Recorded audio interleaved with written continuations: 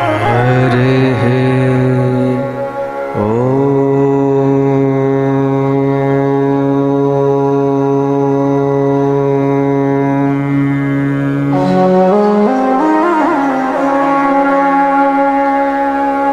ॐ श्री गणेशाय नमः। ॐ नमो भगवते वासुदेवाय।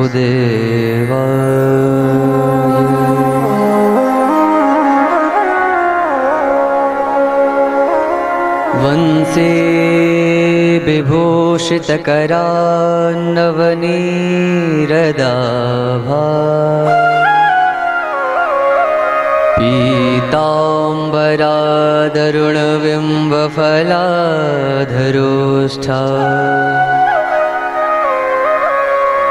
पूर्णेन्दुसुन्दरमुखादरविन्दनेत्रा कृष्णात् परं किमपि तत्त्वमहं न जाने। यादृशोऽसि हरे कृष्ण तादृशाय नमो नमः। यादृशोऽस्मि हरे कृष्ण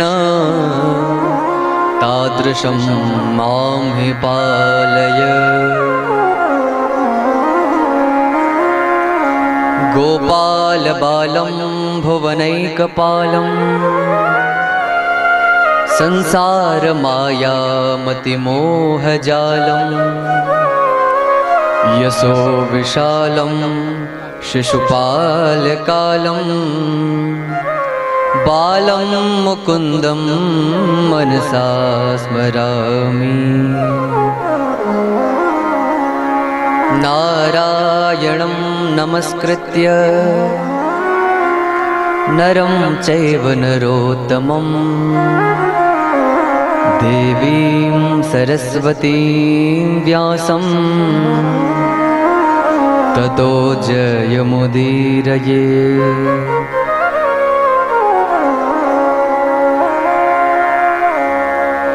मेरो मन माणिक गिरवी धर्यो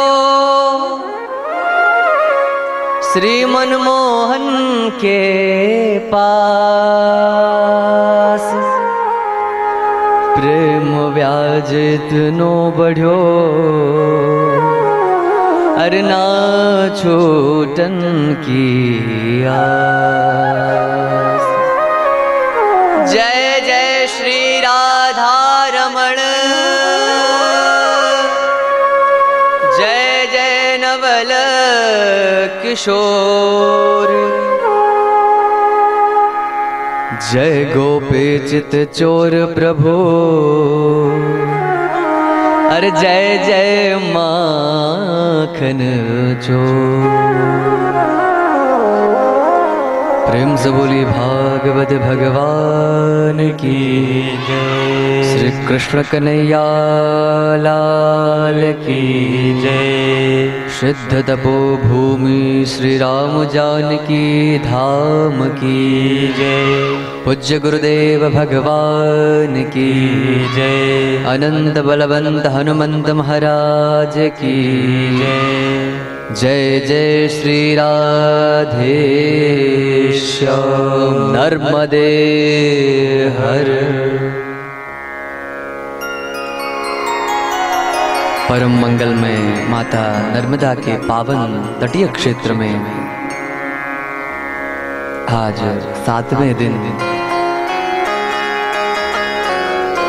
भगवान के वाङ्मय स्वरूप श्रीमद् भागवती ज्ञान गंगा का अनुष्ठान, उसमें हम गोता लगाने जा रहे हैं। भगवान की परम महती कृपा अनुकंपा कि आज हम विश्राम की ओर निर्विघ्नतया गति कर रहे हैं। अकारण करुणा वरुणालय कर्तुम अकर्तुम अन्यथा कर्तुम समर्थ ईश्वर।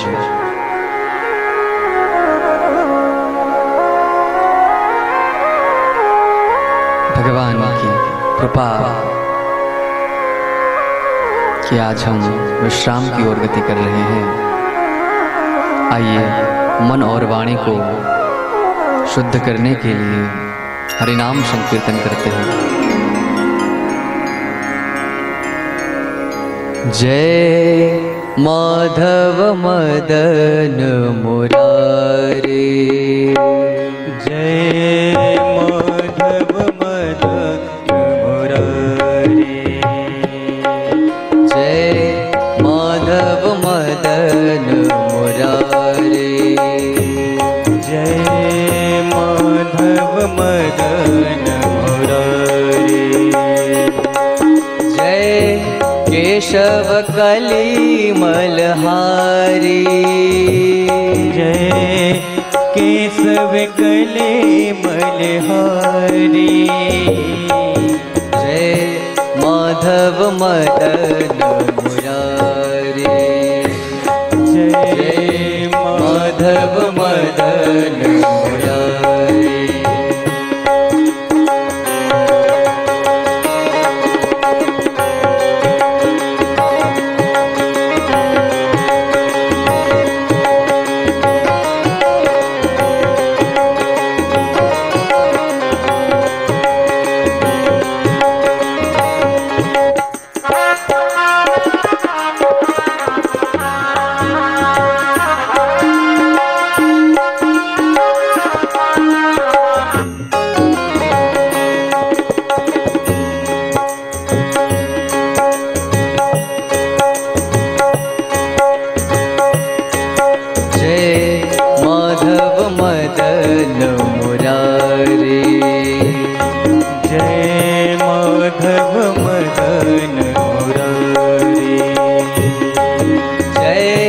केशव कली मलहारी, जय केशव कली मलहारी, जय माधव मदन मुरारी, जय माधव मदन मुरारी। आसरा इस जहाँ का मिले ना मिले, आसरा इस जहाँ का मिले ना मिले, आसरा इस जहाँ का मिले ना मिले, आसरा इस जहाँ का मिले ना मिले, मुझे तेरा सहारा सदा चाहिए, मुझे तेरा सहारा सदा चाहिए। आसरा इस जहाँ का मिले ना मिले, आसरा इस जहाँ का मिले ना मिले, मुझको तेरा सहारा सदा चाहिए, मुझको तेरा सहारा सदा चाहिए। चाँद तारे फलक पर दिखे ना दिखे, चाँद तारे फलक पर दिखे ना दिखे, मुझको तेरा इशारा सदा चाहिए, मुझको तेरा इशारा सदा चाहिए। आसरा इस जहाँ का मिले ना मिले, आसरा इस जहाँ का मिले ना मिले, मुझको तेरा सहारा सदा चाहिए, मुझको तेरा सहारा सदा चाहिए। यहाँ खुशियाँ है गम और ज्यादा है गम, यहाँ खुशियाँ है गम और ज्यादा है गम, यहाँ खुशियाँ है गम और ज्यादा है गम, यहाँ खुशियाँ है गम और ज्यादा है गम, जहाँ देखो वही है भरम ही भरम, जहाँ देखो वही है भरम ही भरम, मेरी चाहत की दुनिया बसे ना बसे, मेरी चाहत की दुनिया बसे ना बसे, मेरे दिल में बसेरा सदा चाहिए, मेरे दिल में बसेरा सदा चाहिए, मेरे दिल में बसेरा तेरा चाहिए, मेरे दिल में बसेरा तेरा चाहिए। आसरा इस जहां का मिले ना मिले, आसरा इस जहां का मिले ना मिले, मुझको तेरा सहारा सदा चाहिए, मुझको तेरा सहारा सदा चाहिए। आसरा इस जहां का मिले ना मिले, आसरा इस जहां का मिले ना मिले, आसरा इस जहां का मिले ना मिले, आसरा इस जहां का मिले ना मिले, मुझको तेरा सहारा सदा चाहिए, मुझको तेरा सहारा सदा चाहिए, मुझको तेरा सहारा सदा चाहिए, मुझको तेरा सहारा सदा चाहिए। बोलिए कृष्ण कन्हैया लाल की जय, वृंदावन बिहारी लाल की जय, श्रीमद् भागवत भगवान की जय हो। जय जय श्री राधे श्याम।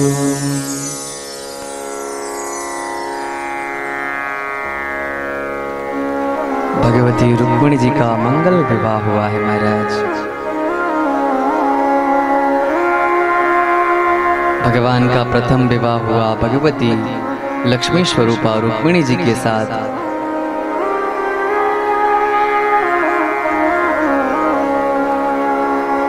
उनका एक पुत्र हुआ जिसका नाम था प्रद्युम्न।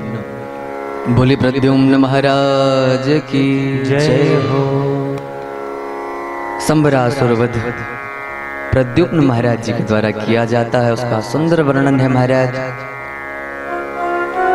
सत्यराजित नाम का एक राजा था। भगवान सूर्य की उपासना से उसे श्यमंतक नाम की मणि प्राप्त हुई, जो प्रतिदिन सुवर्ण प्रदान करती थी। प्रसेन नाम का छोटा भाई जो है वन में जाता है, मणि को लेकर सिंहों से मार देता है। भगवान कृष्ण पर आरोप लगाता है सत्यराजित कि कृष्ण जो है वो चोर है, अपनी आदत थोड़ी छोड़ सकता है। भगवान अपने ऊपर लगे हुए आरोप को मिथ्या साबित करने के लिए जंगल में जाते हैं। जाम्बवान जी से युद्ध होता है। कई दिनों के युद्ध के पश्चात जाम्बवान जी पता कर लेते हैं कि ये कृष्ण नहीं, ये तो मेरे राम हैं। और मेरी जो इच्छा अवशिष्ट रह गई थी कि भगवान राम से युद्ध करूं, तो वो जो इच्छा अवशिष्ट थी वो आज भगवान ने पूरी की है। पुत्री की वस्तु कैसे दे सकता हूँ, पुत्री तो दे सकता हूँ। तो जाम्बवती जी का विवाह भगवान श्री कृष्ण के साथ होता है। बोलिए कृष्ण कन्हैया लाल की जय हो। भगवान द्वारिका पुनः आते हैं, सत्यराजित को मणि लौटाते हैं। लोक भय के कारण वह भी चिंतित हो जाता है, लज्जित अनुभव करता है। और वो भी अपनी पुत्री सत्यभामा का विवाह श्री कृष्ण से करवाना चाहता है। और भगवान का तीसरा विवाह सत्यभामा जी के साथ होता है। बोलिए कृष्ण कन्हैया लाल की जय हो। एक बार भगवान इंद्रप्रस्थ दिल्ली जाते हैं, पांडव स्वागत करते हैं। एक दिन की बात है, भगवान अर्जुन के साथ यमुना के किनारे रथ में बैठकर जा रहे थे। भगवान को एक स्त्री की आवाज सुनाई देती है। अर्जुन जाता है। अर्जुन पूछते हैं स्त्री से, आप कौन हैं, क्या कर रही हैं? स्त्री कहती है मैं कालिंदी हूँ, मैं कृष्ण की प्राप्ति के लिए तप कर रही हूँ। भगवान का चौथा विवाह कालिंदी यमुना से होता है। बोलिए श्याम सुंदर यमुने महारानी की जय हो। उज्जैन के दो राजा होते हैं विंद और अरविंद, और वो जो अपना विवाह करवाना चाहते हैं, जो संबंध जुड़वाना चाहते हैं दुर्योधन से, लेकिन जो मित्र वृंदा है वो कृष्ण को चाहती है। भगवान उनसे भी विवाह करते हैं। बोलिए कृष्ण कन्हैया लाल की जय हो। उसके पश्चात सत्या, भद्रा और लक्ष्मणा, ये अन्य 3 विवाह होते हैं। परीक्षित जी प्रश्न करते हैं, प्रभु ये तो अष्टपट रानी थी, लेकिन मैंने सुना भगवान ने एक ही मुहूर्त में 16,100 राजकन्याओं से विवाह किया, वह कैसे संभव हुआ प्रभु? इसके बारे में कुछ बतलाइए। जब ऐसी बात की तब तुरंत ही हमारे सुखदेव जी महाराज ने कहा, भौमासुर नाम का एक राजा था जिसने 16,100 राजकुमारियों को बंदी बना के रखा था। भगवान को जैसे ही पता चलता है, भगवान सभार्यो गरुडारूढ़, अपनी पत्नी सत्यभामा के साथ गरुड़ पर आरूढ़ होकर भौमासुर के उस नगर में आ जाते हैं। मुर नाम का राक्षस होता है द्वारपाल बनकर, सुरक्षा कर रहा होता है। भगवान उसका उद्धार करते हैं। 5 मुख वाले मुर का भगवान ने उद्धार किया है, इसलिए भगवान का नाम हो गया मुरारी। बोलिए मुरारी भगवान की जय हो। भौमासुर का संहार किया है। भूदेवी ने सुंदर स्तुति की है। भगवान ने 16,100 राजकुमारियों को मुक्त किया है। भगवान अब जाने के लिए तैयार हो रहे हैं। जैसे ही जाने के लिए तैयार हुए हैं, वैसे ही महाराज सबकी सब राजकुमारियां भगवान से हाथ जोड़कर विनती करती हैं कि हे प्रभु कृष्ण, अगर आप हमें छोड़कर चले गए ना, तो हमारा फिर कोई भी नहीं है प्रभु, क्योंकि ये समाज हमें स्वीकार न करेगा। हम कहाँ जाएंगी? न हमारे माता और पिता हमें स्वीकार करने के लिए तैयार हैं, न कोई पुरुष हमारा हाथ पकड़ने के लिए तैयार होगा प्रभु। भगवान जाने के लिए तैयार होते हैं। सभी की सभी राजकुमारियां हाथ रोक लेती हैं और भगवान से निवेदन करते हुए स्तुति करती हैं, हम तुम्हारे थे प्रभु जी, हम तुम्हारे हैं, हम तुम्हारे ही रहेंगे। ओ मेरे प्रियतम, हम तुम्हारे थे प्रभु जी, हम तुम्हारे हैं, हम तुम्हारे ही रहेंगे। ओ मेरे प्रियतम, हम तुम्हारे थे प्रभु जी,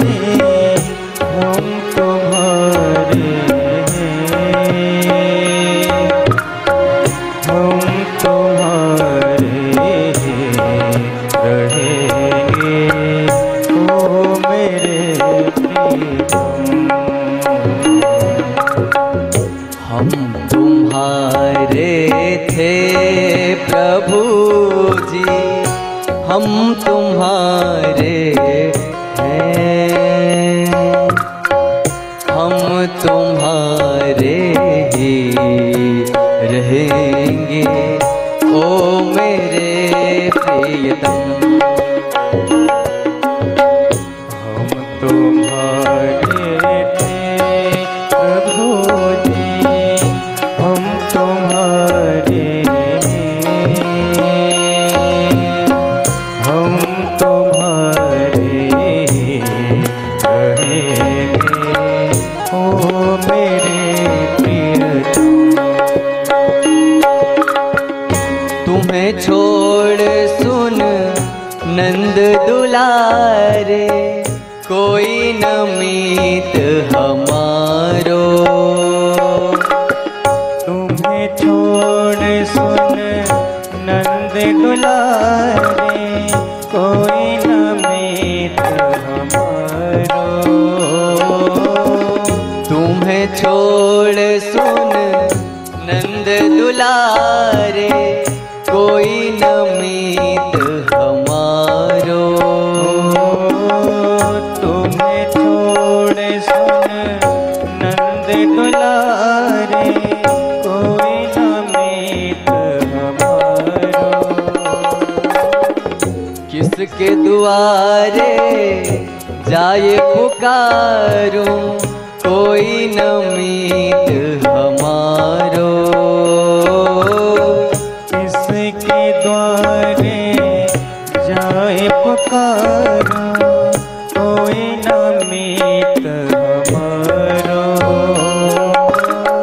तुम्हें छोड़ सुन नंद दुलारे, कोई न मीत हमारो। तुम्हें छोड़ सुन नंद दुलारे, कोई न मीत हमारो। किसके दुआरे जाए पुकारूं, और न कोई सहारो। किसके द्वारे जाए पुकारो, कोई न मीत हमारो। अब तो आके बाँह पकड़ लो, ओ मेरे प्रियतम। अब तो आके बाँह पकड़ लो, ओ मेरे प्रियतम। हम तुम्हारे थे प्रभु जी, हम तुम्हारे हैं, हम तुम्हारे ही रहेंगे, ओ मेरे प्रियतम। हम तुम्हारे थे प्रभु जी, हम तुम्हारे हम तुम्हारे ही रहेंगे, ओ मेरे प्रियतम।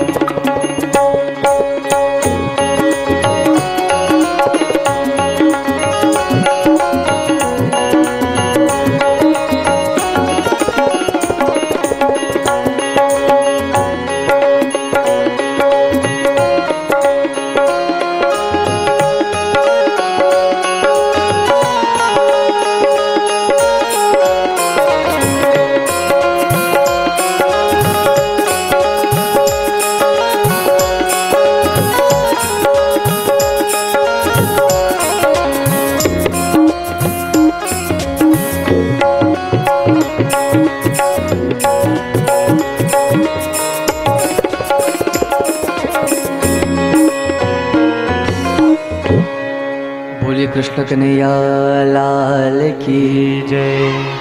तो भगवान ने सब राजकुमारियों के हाथों को पकड़ लिया है। एक ही मुहूर्त में भगवान श्री कृष्ण ने 16,100 रूप धारण करके 16,100 मंडप में 16,100 राजकुमारियों के साथ विवाह किया है। बोलिए कृष्ण कन्हैया लाल की जय हो। भगवान कि प्रत्येक रानी से 10-10 बेटे और एक-एक बेटी हुई है महाराज। रुक्मिणी जी का पुत्र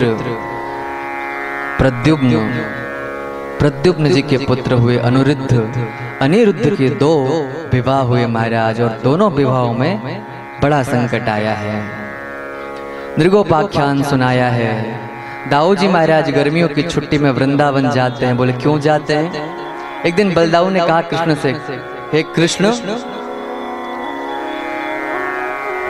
तू परसों की बात कह करके वृंदावन से आया था, लेकिन आज बरसों बीत गए हैं, फिर भी तो वृंदावन नहीं गया। कृष्ण भगवान बलदाऊ जी को जाने के लिए प्रेरित करते हैं। दाऊ जी महाराज वृंदावन में सुंदर समय प्रसार करते हैं, व्यतीत करते हैं। इधर पौंड्रक और महाराज कांसीराज दोनों जो हैं स्वयं को भगवान कहलाने के लिए प्रयास कर रहे होते हैं। भगवान ने बड़ी सुंदर लीला की है, पौंड्रक और काशीराज दोनों को धाम पहुंचाया है। बोले कृष्ण कन्हैया लाल की जय हो। जाम्बवती नंदन सांब जो है वह दुर्योधन की पुत्री लक्ष्मणा से विवाह करने के लिए तैयार होता है, भगा कर लाता है। दुर्योधन बंदी बना लेता है। बलदाऊ महाराज जाते हैं, हल को चलाया है, पृथ्वी कंपायमान होने लगी है।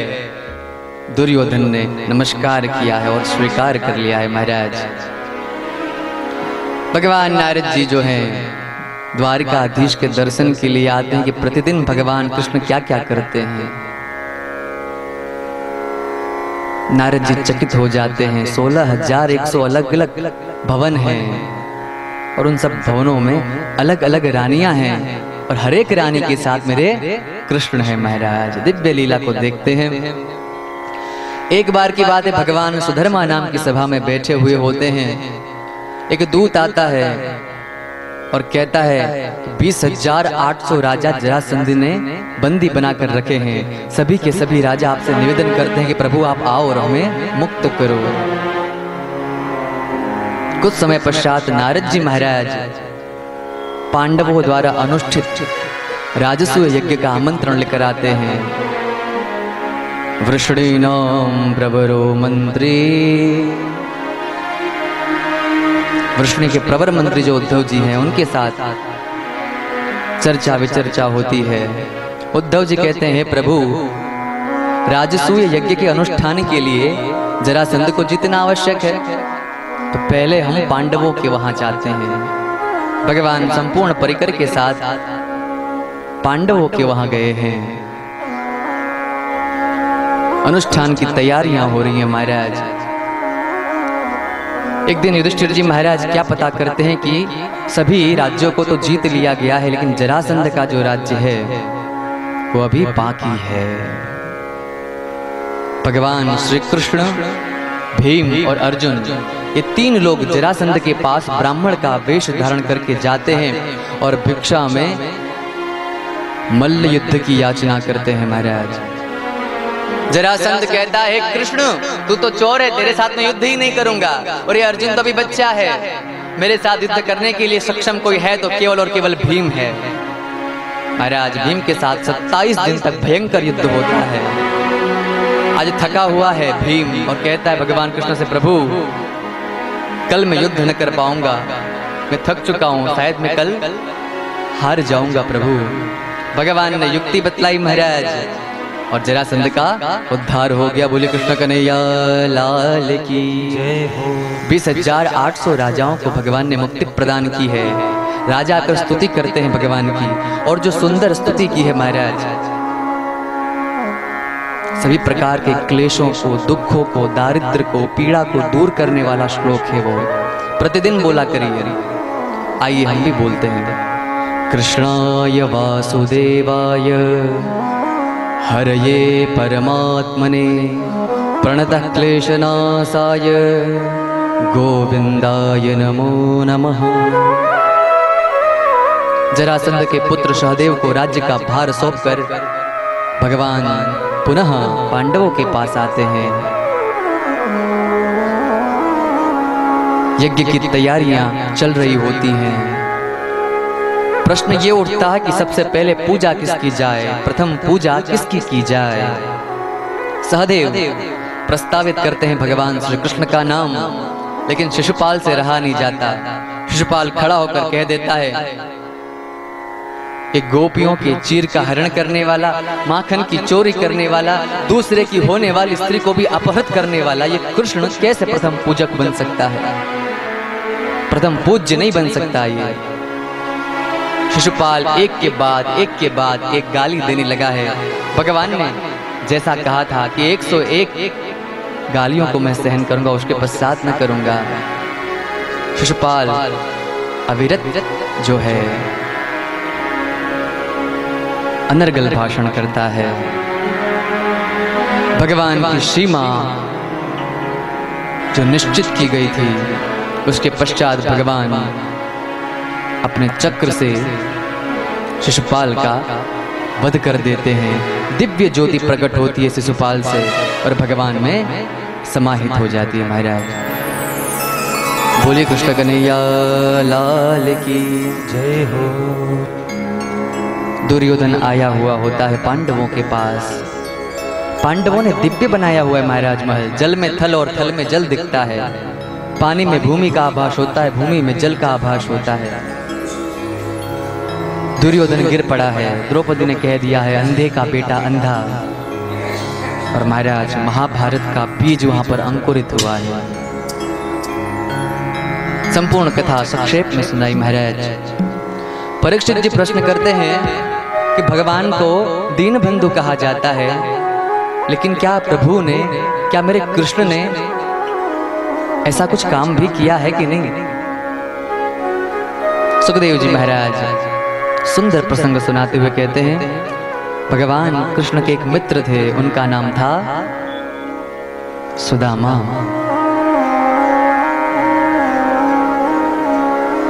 शिवरंजनी महाराज क्या बात है। कृष्णस्यासीत् सखा कश्चित्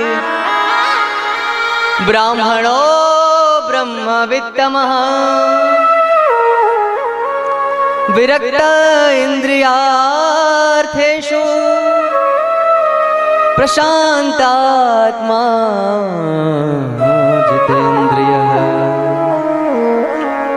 कई बार क्या होता है ना, लोग क्या करते हैं पता है, कोई एक व्यक्ति के साथ बड़ी मुश्किल से एक फोटो खिंचवा ली और कहते हैं तो हमारे एकदम घनिष्ठ मित्र हैं, बोले लंगोटिया यार हैं। लंगोट बदल भी जाए महाराज तो भी कोई चिंता की बात नहीं है।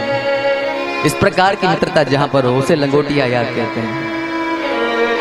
बड़ी मुश्किल से भीड़ में धक्के खाते खाते एक फोटो खिंचवाइए महाराज और अपने आप को बड़ा दिखाने के लिए कहते हैं कि देखो तो मेरे लंगोटिया यार हैं। सुखदेव जी महाराज ने क्या कहा? ऐसा नहीं कहा कि सुदामा मित्र था उसका नाम कृष्ण है। बोले कृष्ण का कोई सखा था प्यारे। कृष्णस्यासीत् सखा कश्चित्। यहाँ पर इतने विशेषण गिनवाए हैं सुखदेव जी महाराज ने कि नाम और धाम का उल्लेख ही नहीं किया महाराज। 3 प्रकार की डिग्रियां होती हैं। There are 3 types of degrees: positive degree, comparative degree और सुपरलेटिव डिग्री। यहां पर ब्रह्मविद नहीं कहा, ब्रह्मवित्तर नहीं कहा, ब्रह्मवित्तमः कहा। Here Mahर्षि Vedavyasa used superlative degree to describe Sudama. ब्राह्मणो ब्रह्मवित्तमः और कहा विरक्त इंद्रियार्थेषु प्रशांतात्मा जितेंद्रियः। जो इंद्रियों से मुक्त है, विरक्त है, ऐसे हैं हमारे सुदामा जी। और शांत नहीं कहा, प्रशांत कहा, उपसर्ग लगाया है, प्रीफिक्स यूज किया यहाँ पर। जिसका मन कभी भी अशांत न हो, प्रशांत कहा है यहाँ पर। जितेंद्रिय कहा, जिसने अपने संपूर्ण इंद्रियों पर नियंत्रण कर लिया हो। उनकी पत्नी सुदामा की पत्नी का नाम सुशीला। जैसा नाम वैसा काम है महाराज। यथा नाम तथा क्रिया, सुशील है। सुदामा जी का अयाचक व्रत है। सुशीला जी को ये न के न प्रकार पता चल जाता है कि भगवान कृष्ण सुदामा जी के सखा हैं। सुदामा जी को प्रेरित करती है, हे सुदामा जी आपके मित्र हैं श्री कृष्ण द्वारकाधीश, एक बार जाइए ना, जरा मिलके तो आइए। सुदामा मना कर देते हैं, देखो वो द्वारिकाधीश हो चुका है, मैं कहाँ छोटा सा गरीब ब्राह्मण, अकिंचन ब्राह्मण में कहाँ मुझे वो याद रखेगा। लेकिन जब बार बार सुशीला जी ने निवेदन किया है और कहा कि आपको कभी इच्छा नहीं होती कि कृष्ण से मिलकर आऊं, आपको अपने बाल सखा की याद नहीं आती कभी क्या? इस प्रकार जब निवेदन किया, कहा कि अयम ही परमो लाभ उत्तम श्लोक दर्शनम, तो परम लाभ है कि मेरे कृष्ण का दर्शन हो पाएगा मुझे। सुशीला तेरी बात तो सही है, लेकिन खाली हाथ कैसे जाऊं? घर पे 3-4 दिन से तो बच्चे सब भूखे हैं, खाने के लिए अन्न का दाना नहीं है, क्या लेकर जाऊंगा कृष्ण के पास? सुशीला जी गई हैं 4 ब्राह्मणों के पास, 4 मुट्ठी चावल, वो भी अलग अलग। याचित्वा चतुरो मुष्टि विपरान पृथक तंडुलान। सुदामा जी फटी हुई पोटली में चावल को भरकर द्वारका की ओर गति करते हैं महाराज। एक वृक्ष की छांव में सोए हुए हैं, विश्राम किया है, पैरों में कांटे लगे हुए हैं महाराज। जैसे ही वो सोए हैं, भगवान द्वारिकाधीश ने कृपा की है और द्वारिका के नजदीक उनको लेकर आ गए हैं। भगवान कृष्ण से मिलते हैं सुदामा जी। बाल सखा चर्चा करते हैं परस्पर बाल्यावस्था की। महाराज आज देखिए ना, कितना बड़ा सौभाग्य है सुदामा का कि भगवान अपने अश्रु रूपी जल से सुदामा के पैरों को पखारते हैं। सुखदेव जी महाराज कहते हैं कि एक ब्राह्मण से बढ़कर धनी व्यक्ति कोई नहीं हो सकता। बंधुओं, जगतपति भगवान श्री कृष्ण और लक्ष्मी माता स्वयं जो हैं, रुक्मिणी स्वरूपा, कांटों को निकाल रहे हैं, आंसू रूपी बिंदुओं से पैरों को साफ कर रहे हैं महाराज। अभिषिंचित कर दिया है भगवान ने। भगवान ने बड़ी सुदामा पर कृपा की है। बोलिए कृष्ण कन्हैया लाल की, दीन बंधु भगवान की जय। सुदामा वापस आए हैं तो क्या देखते हैं, छोटा सा जो घर था, टूटा फूटा हुआ जो झोपड़ी था, वो तो है ही नहीं महाराज। बड़ा सा महल तैयार हुआ है। सुदामा जी जो इधर उधर घूम रहे हैं और देखने का प्रयास कर रहे हैं कि मेरा घर कहाँ गया। महाराज द्वारपाल ने संदेश दिया सुशीला जी को कि सुदामा जी आए हैं। सुशीला जी जो है विविध श्रृंगार करके, स्वर्ण की थाली लेकर, आरती तैयार करके, पुष्प गंध अक्षत वगैरह तैयार करके पतिदेव का स्वागत करने के लिए बाहर आई हैं। और सुदामा जी अचंभित रह जाते हैं। सुदामा जी कहते हैं, सुशीला तेरे 2-2 चुटीला कहां से आ गए भाई, अभी तक तो थे नहीं। महाराज दिव्य लक्ष्मी प्रदान की है। सुदामा जी कुछ समय रहने के पश्चात भगवान का नाम संकीर्तन करने के लिए, ध्यान करने के लिए, तप करने के लिए चले जाते। इस प्रकार भगवान ने अपनी दीन बंधुता दिखाई है। बोलिए दीन बंधु भगवान की जय हो। भगवान का जो प्रेम होता है ना, वो आंतरिक होता है। Eternal is his love. सूर्य ग्रहण का समय आता है महाराज। द्वारिका से भगवान कृष्ण के संपूर्ण परिकर, वृंदावन से नंद इत्यादि सभी गोपगण और इंद्रप्रस्थ से पांडवों का परिकर आता है। सुंदर सम्मेलन होता है महाराज। यहाँ पर 100 से अधिक वर्ष के बाद भगवती राधिका भगवान कृष्ण का मिलन होता है। एक दिन की बात है, माता रोहिणी जो है ना, वो बैठी हुई थी। सुभद्रा जो भगवान श्री कृष्ण की बहन है, वो आकर पूछती है कि मेरी जितनी भी भाभियां हैं ना, मुझसे कहती हैं कि जब भगवान श्री कृष्ण सो रहे होते हैं सोते हुए भी वो राधा राधा राधा राधा करके पुकारते हैं। कौन है ये, जानना है मुझे। 16,108 रानियां एकत्रित हुई हैं। रोहिणी मैया बता रही हैं आज कि राधा कौन है। भगवान सुधर्मा नाम की सभा में बैठे हैं और जैसे ही रोहिणी माता ने राधा के विषय में बताना का प्रारंभ किया है, रोहिणी माता जो है ना आज बता रही है राधा के बारे में कि राधा कौन है। और भगवान सुधर्मा नाम की सभा में बैठे हुए हैं। भगवान के हाथ और पैर पिघलना प्रारंभ कर देते हैं, पिघलने लगते हैं महाराज। भगवान कृष्ण सुदामा की तरह जिस प्रकार सुदामा को लेने के लिए दौड़े थे, उसी प्रकार भगवान के हाथ और पैर आज पिघल रहे हैं और भगवान उस महल की ओर जा रहे हैं जहाँ पर रोहिणी मैया राधा के बारे में बता रही हैं। सुभद्रा बाहर खड़ी है, कहीं कृष्ण आ जाए तो कृष्ण को प्रवेश प्राप्त न हो, इस बात को सुनिश्चित करने के लिए भगवान कृष्ण ने जैसे ही राधा राधा नाम सुना है महाराज, हाथ पैर पिघलने लगे हैं। भगवान सुधर्मा नाम की सभा का परित्याग करके दौड़ते दौड़ते उस महल की ओर जा रहे हैं। साथ में बलदाऊ दादा भी आ गए महाराज। भगवान श्री कृष्ण एक ही नाम ले रहे हैं, राधा राधा राधा राधा। भगवान श्री कृष्ण महल के बाहर खड़े हैं, अंदर प्रवेश वर्जित कर दिया है सुभद्रा ने, लेकिन राधा नाम में इतना बड़ा भारी महत्व है महाराज कि भगवान श्री कृष्ण, बलदाऊ दादा और स्वयं सुभद्रा भी पिघलने लगे हैं। तीनों पिघलने लगे हैं महाराज। तीनों का एकमात्र धन है, क्या धन है वो? राधा नाम का धन है, राधा नाम का धन है महाराज। सब लोग साथ में गा रहे हैं, रुदन कर रहे हैं। भगवान श्री कृष्ण की अवस्था जो है वो चेतना अवस्था नहीं है, वो मूर्छा की अवस्था है महाराज। और गान कर रहे हैं,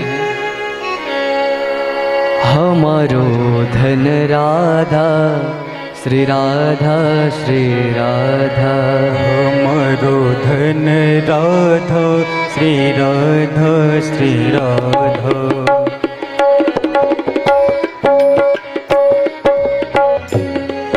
परम धन राधा राधा राधा राधा राधा, परम धन राधा राधा राधा राधा राधा, हमारो धन राधा श्री राधा श्री राधा, हमारो धन राधा श्री राधा श्री राधा, हमारो धन राधा श्री राधा श्री राधा, हमारो धन राधा श्री राधा श्री राधा।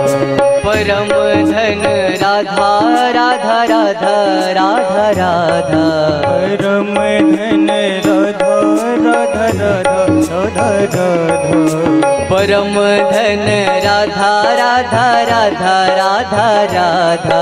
परम मीठी मीठी तालियों के साथ मेरा दोनों हाथों को ऊपर करते हुए, राधा हमारो धन राधा श्री राधा श्री राधा, हमारो धन राधा श्री राधा श्री राधा, हमारो धन राधा श्री राधा श्री राधा, हमारो धन राधा श्री राधा श्री राधा, हमारो धन राधा श्री राधा श्री राधा, हमारो धन राधा श्री राधा श्री राधा। परम धन राधा राधा राधा राधा राधा, परम धन राधा राधा राधा राधा राधा, हमारो धन राधा श्री राधा श्री राधा, हमारो धन राधा श्री राधा श्री राधा, हमारो धन राधा श्री राधा श्री राधा, हमारो धन राधा श्री राधा श्री राधा। जीवन धन राधा राधा राधा राधा राधा, जीवन धन राधा राधा राधा राधा राधा बरसाने वाली राधा राधा राधा राधा राधा बरसाने वाली राधा राधा राधा राधा हमारो धन राधा श्री राधा हमारो धन राधा श्री राधा हमारो धन राधा श्री राधा श्री राधा हमारो धन राधा श्री राधा श्री राधा श्री राधा राधा श्री राधा राधा राधा राधा राधा राधा हरे राधा राधा हरे राधा राधा हरे राधा राधा राधा राधा राधा राधा हरे राधा राधा हरे राधा राधा हरे राधा राधा हरे राधा राधा हरे राधा राधा राधा राधा। एक बार जरा साथ में गाइए। बार बार राधा नाम का उच्चारण करने से क्या शब्द सुनाई देता है। भगवान श्री कृष्ण की वही है राधा राधा राधा राधा राधा राधा राधा राधा राधा राधा राधा राधा राधा राधा राधा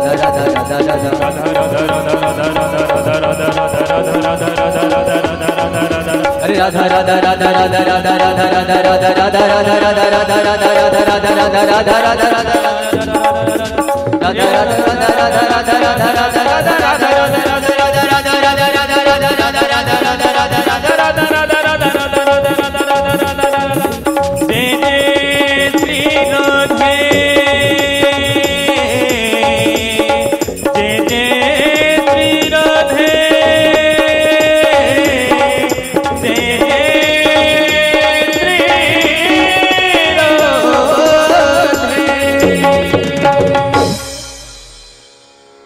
राधा क्या है?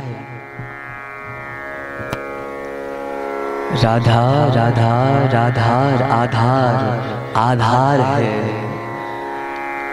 मेरे कृष्ण के जीवन का आधार ही राधा है।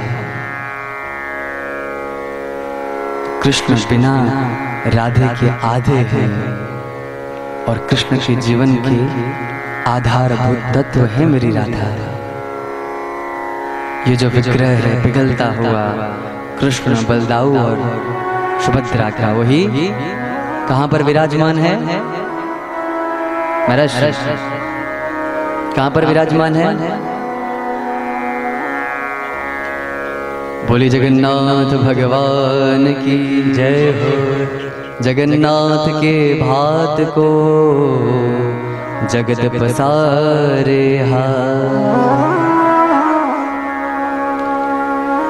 बड़ा सुंदर वर्णन किया महाराज। एक दिन की बात है कि वसुदेव जी बड़े चिंतित थे। नारद जी वहां पर आते हैं। वसुदेव जी और नारद जी परस्पर वार्तालाप करते हैं। वसुदेव जी प्रश्न करते हैं कि कर्म बंधन से मुक्ति कैसे प्राप्त हो। बड़ा सुंदर वर्णन किया है महाराज, ध्यान से सुनिए।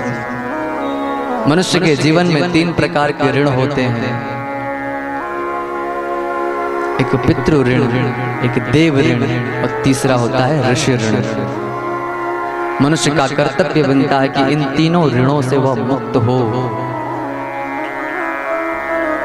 नारद जी भगवान कहते हैं, हे वसुदेव जी,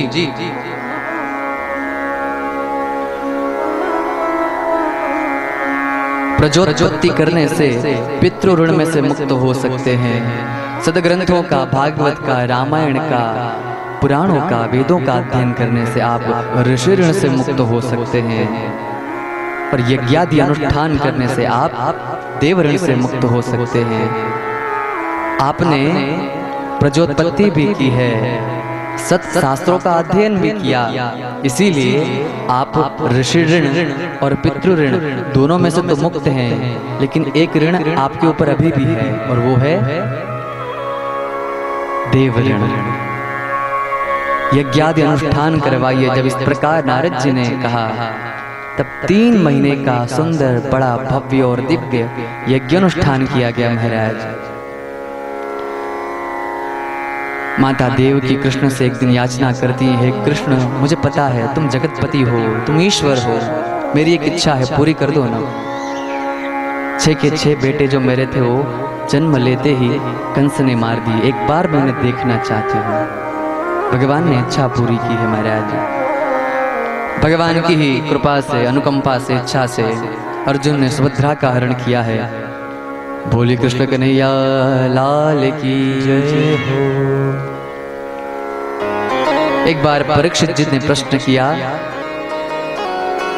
जब भगवान को वर्णित ही नहीं किया जा सकता तब ये वेद भगवान के बारे में क्या कहते होंगे। परीक्षित जी ने प्रश्न किया। सुखदेव जी महाराज उत्तर देते हैं, देखो श्रुतियां भगवान से निवेदन करती हैं, स्तुति करती हैं। नरकूटक नाम के छंद में सुंदर वेद स्तुति का वर्णन किया।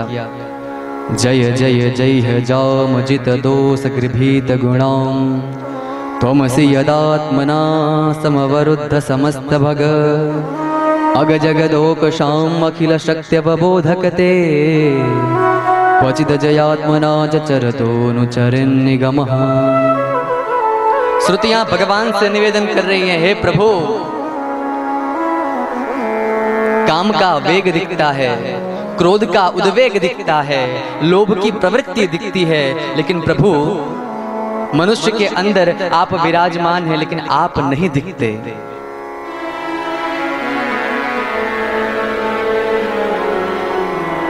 इसीलिए मुझे आपकी जय जयकार करनी पड़ती है।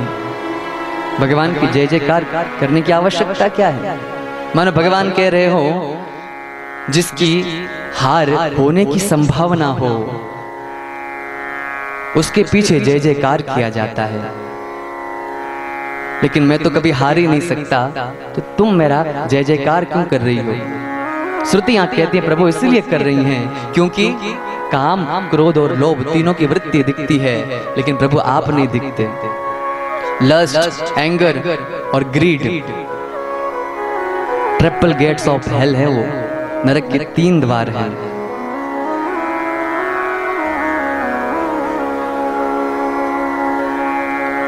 भगवान कहते हैं कि देखो माया जो है ना वो गुणमयी है। देवी ऐसा गुणमयी, इसमें गुण है। तो श्रुतियां कहती हैं प्रभु इनमें जो गुण है ना वो अच्छे गुण नहीं है, वो व्यक्ति को अधम, नीच और पापी बनाता है। आपकी जो माया है ना उसमें वैश्या की तरह गुण है। जिस प्रकार एक वैश्या सुंदर नृत्य करना जानती है, सुंदर गान करना जानती है, विविध अंग भंगिमाओं से लोगों को रिझाना जानती है, मोहित करना जानती है, और ये सब कुछ करने के बावजूद उसका उद्देश्य कोई सही नहीं होता, वो लोगों को केवल और केवल लूटना चाहती है। उसी प्रकार प्रभु आपकी माया भी जो है ना लोगों को लूटती है। बड़ा सुंदर वर्णन किया है। भगवान ने कहा तुम अपने आप को पहचानो, तुम कौन हो? ईश्वर अंश जीव अविनाशी, ईश्वर अंश जीव अविनाशी, ईश्वर अंश जीव अविनाशी, ईश्वर अंश जीव अविनाशी, ईश्वर अंश जीव अविनाशी, ईश्वर अंश जीव अविनाशी, चेतन अमल सहज सुख राशि, चेतन अमल सहज सुख राशि। अपने आप को पहचानो। श्रुतियां बार बार निवेदन करती हैं, अजाम मायाम जही। महाराज बड़ा सुंदर वर्णन है, नरकूटक छंद में वेद स्तुति का वर्णन करते हैं सुखदेव जी महाराज। भगवान ने किस प्रकार शिव जी की रक्षा की उसके बारे में बतलाया। भृगु जी ने तीनों देवों की परीक्षा की, उसका वर्णन किया। ब्राह्मण के मरे हुए पुत्र को अर्जुन और भगवान श्री कृष्ण किस प्रकार पुनः वापस लाते हैं उसका बताया। भगवान का परिवार 56 करोड़ का हो गया है महाराज।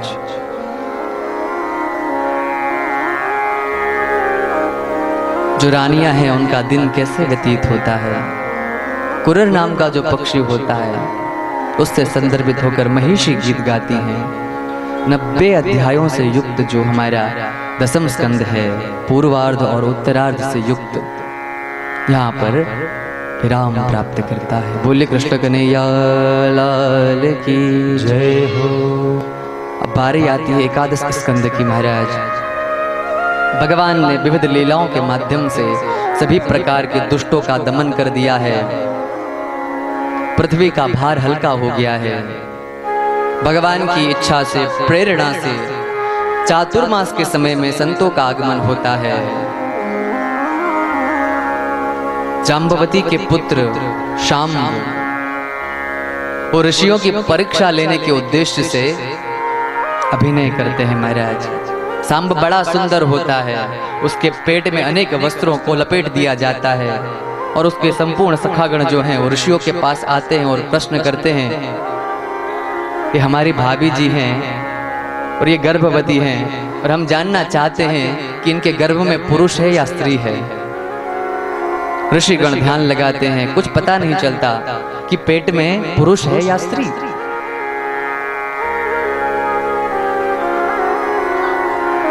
दुर्वासा मुनि ने ध्यान किया, पता चल गया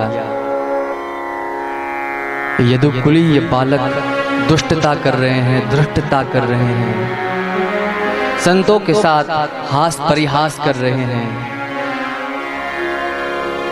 दुर्वासा जी ने श्राप दे दिया, मूषलम कुलनाशनम, जाओ तुम्हारे गर्भ में से, तुम्हारे पेट में से मूषल निकलेगा जो संपूर्ण यदुवंश को समाप्त कर देगा। यदुवंशी बालक घबरा जाते हैं, उग्रसेन जी के पास आते हैं। उग्रसेन जी कहते हैं मृगोपाख्यान के माध्यम से तुम्हें ब्राह्मणों का महत्व समझाया था, लेकिन तुम भूल कैसे गए। अंत में ये निर्णय किया गया कि जो मूषल उत्पन्न हुआ है उसको पीसकर समुद्र में फेंकवा दिया जाए। समुद्र में फेंकवा दिया जाता है।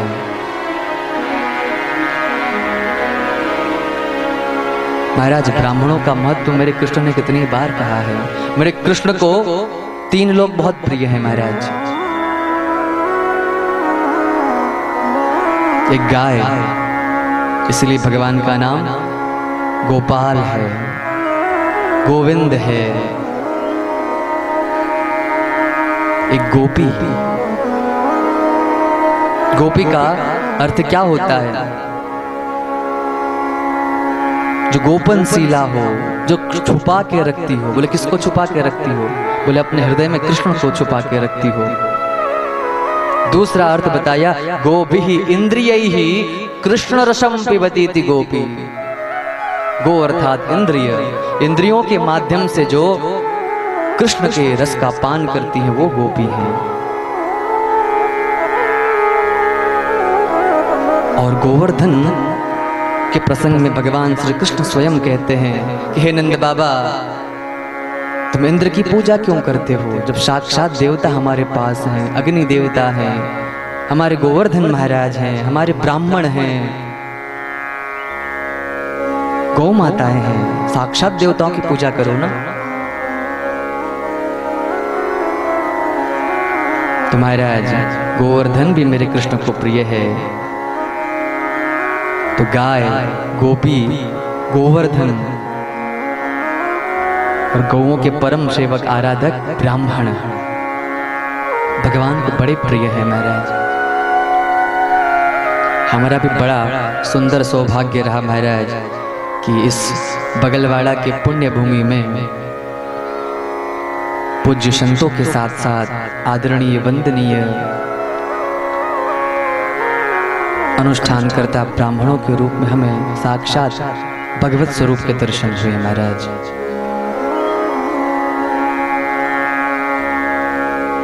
जैसा कि सनकादि के प्रसंग में भगवान हरि स्वयं कहते हैं कि यज्ञ की आहुति में स्वाहा और ब्राह्मणों के मुख में आहा।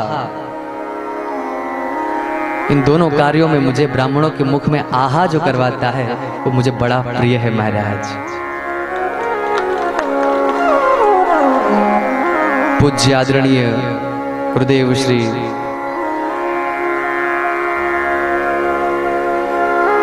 चंद्रकांत जी महाराज, उनके माध्यम से हमें यह कथा का लाभ प्राप्त हो रहा है। स्वयं भागवत कथाकार हैं, लेकिन उनकी सरलता देखिए कि वह उद्घोषक मंच संचालक बनकर सेवा दे रहे हैं भगवत चरणों में। उनका खूब खूब कोटि कोटि धन्यवाद, दंडवत प्रणाम महाराज जी को। एक बार जोरदार करतल ध्वनि से हम उनका स्वागत करेंगे। बोली ब्राह्मण भगवान की जय। उपवाचक के रूप में पंडित श्री शुभम महाराज जी खूब सुंदर योगदान दिया है। उन्होंने मूल पाठ किया है 18,000 श्लोकों का। उनके लिए भी एक बार जोरदार करतल ध्वनि कर देंगे हम। विभिन्न आचार्य गणों का लाभ हमें प्राप्त हुआ है। आचार्य पंडित शिव कुमार शर्मा जी बगलवाड़ा से, पंडित श्री विनोद कुमार भार्गव जी सतरावन बरेली से, और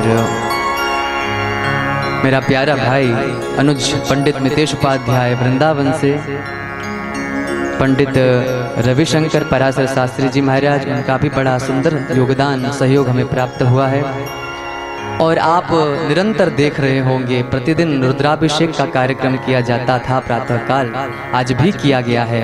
और आप देख पा रहे होंगे आगे बड़े से सुंदर नंदी महाराज दिख रहे हैं, और नंदी महाराज के ऊपर सुंदर जो है पार्थिव शिवलिंग दिख रहा होगा। गणपति महाराज दिख रहे होंगे, सर्प भगवान दिख रहे होंगे।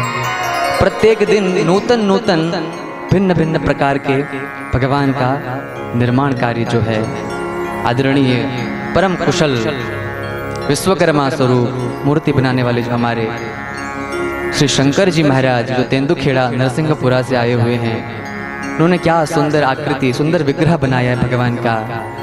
एक बार आप जोरदार करतल ध्वनि से उनका स्वागत कर देंगे। आप लोग विराम के समय सुंदर दर्शन भी कर सकते हैं और बैठे बैठे भी देख सकते हैं कितना सुंदर बनाया है। बड़ा सुंदर और दिव्य और भव्य बनाया है। एक बार जोरदार तालियां सभी ब्राह्मण देवताओं के लिए, सभी सहयोगी जनों के लिए। कृष्ण कन्हैया लाल की जय हो। महाराज, समय व्यतीत होता है, समय किसी के लिए रुकता थोड़ी है।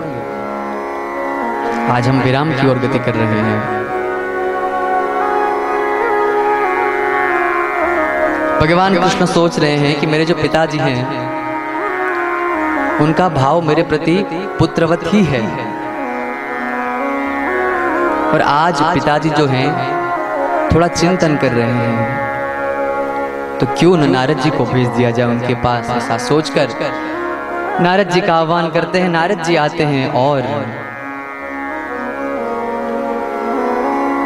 वसुदेव जी नारद जी से भागवत धर्म क्या है इसका प्रश्न करते हैं। नारद जी ने सुंदर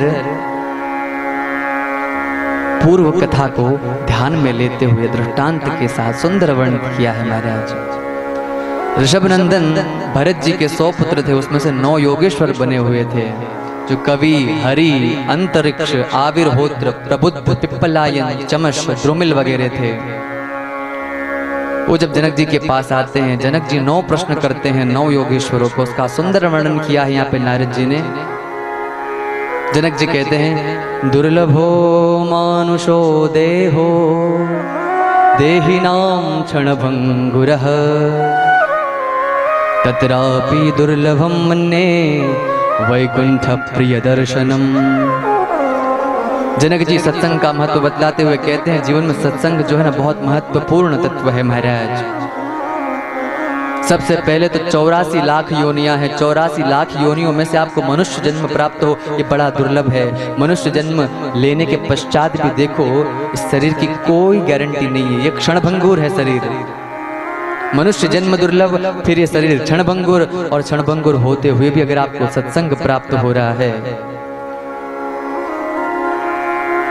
वैकुंठ के श्री कृष्ण का जो सेवक है उसका संग प्राप्त हो रहा है, तो आप अवश्य भाग्यशाली हैं महाराज। अपने आप को धन्य बताते हैं। यहाँ पर जनक जी 9 प्रश्न करते हैं। माया का स्वरूप क्या है, माया से निवृत्ति किस प्रकार हो, भागवत धर्म क्या है, बड़ा सुंदर वर्णन है महाराज। अवतारों के विषय में प्रश्न है।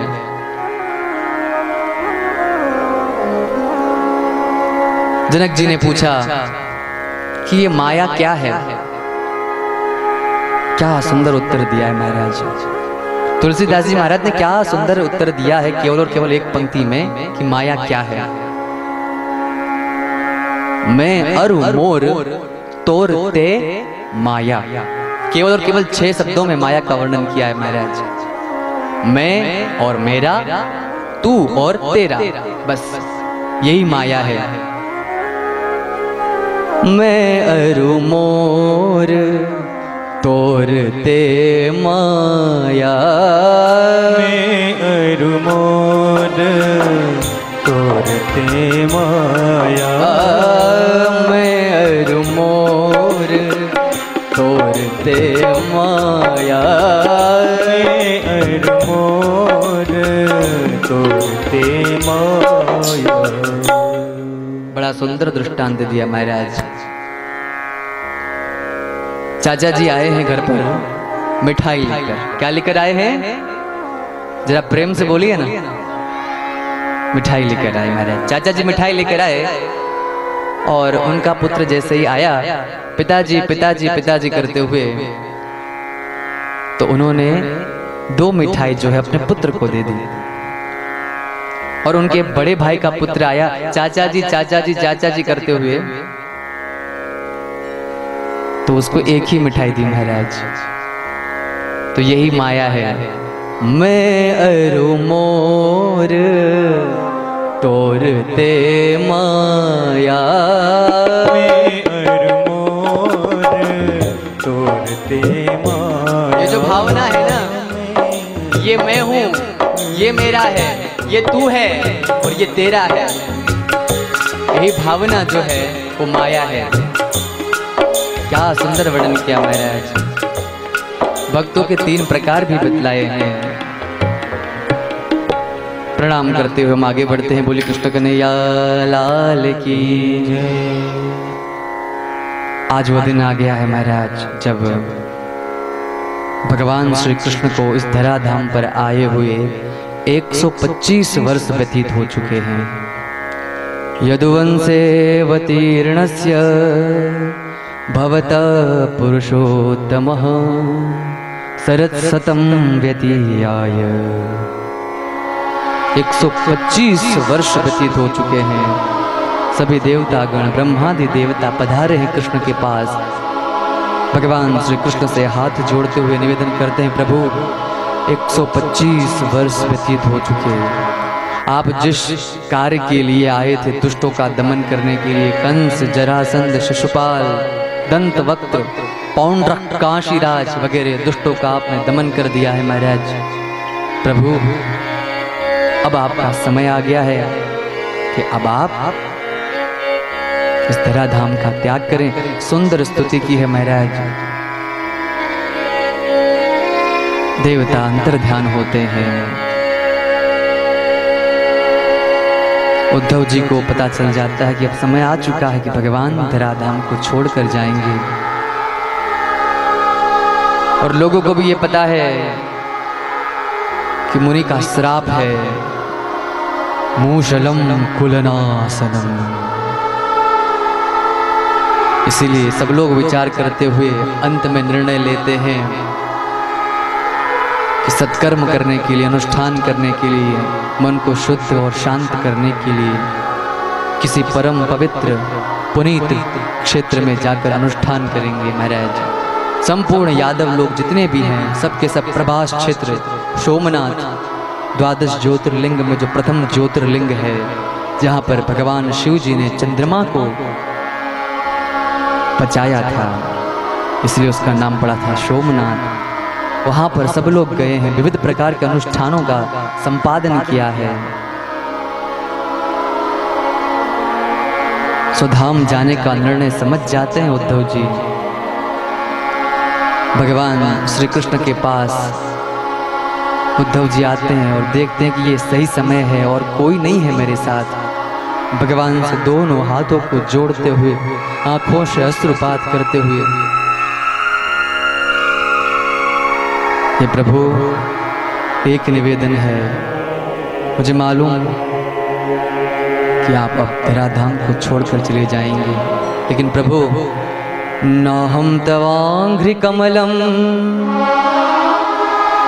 हे प्रभु मैं आपके चरण कमलों से एक क्षण के लिए भी दूर नहीं होना चाहता प्रभु।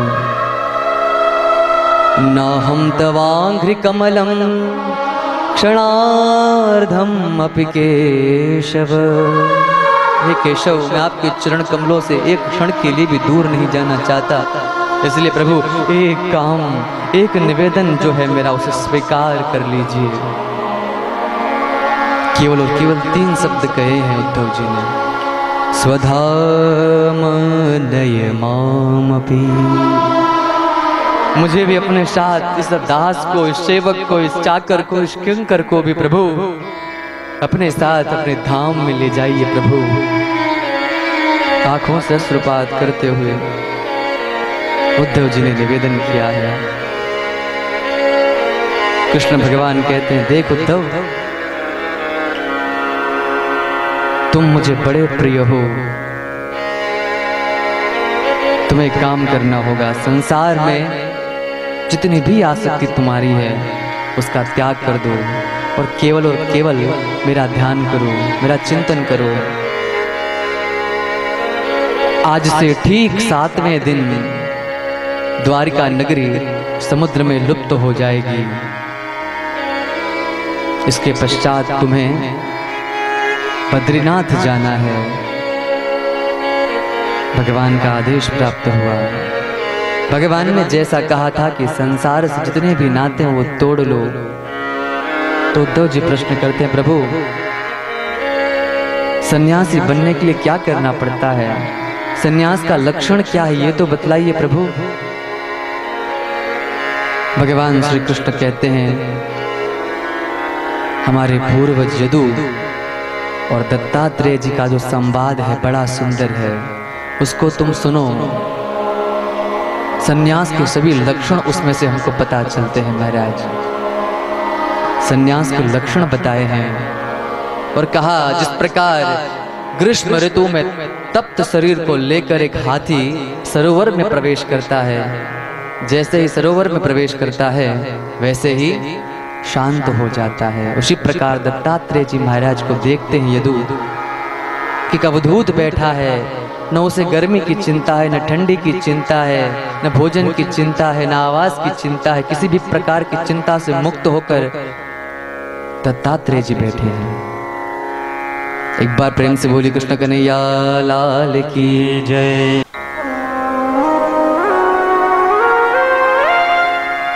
जीवन में गुरु का बड़ा महत्व होता है महाराज, और जीवन में कई बार दौड़ना महत्वपूर्ण नहीं होता। ध्यान से सुनिए, जीवन में दौड़ना महत्वपूर्ण नहीं होता, महत्वपूर्ण ये होता है कि कब, कहां पर, किस प्रकार रुक जाना है।